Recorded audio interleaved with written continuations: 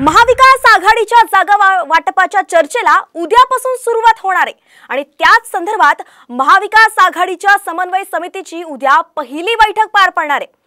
Hotel लीला मध्ये उद्या सकाळी 11 वाजता ही बैठक होणार असल्याची सूत्रांची माहिती आहे।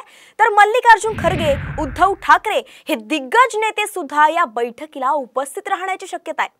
काँग्रेसकडून सांगायचं तर नाना पटोले, बाळासाहेब थोरात, राष्ट्रवादी शरद पवार पक्षाकडून जयंत पाटील आणि अनिल देशमुख यांचा समावेश असेल, तर ठाकरे गटाकडून संजय राऊत आणि अनिल परब यांचा समावेश असल्याची सूत्रांची माहिती आहे।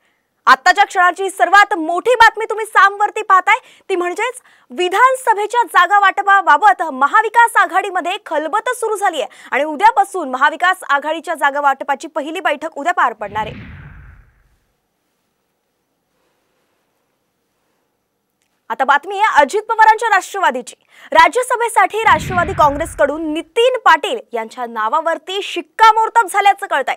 सूत्रांनी साम टीव्हीला ही माहिती दिली आहे। राज्यसभेच्या उमेदवारीबाबत अजित पवारांच्या राष्ट्रवादीच्या संसदीय मंडळाची रात्री बैठक झाली।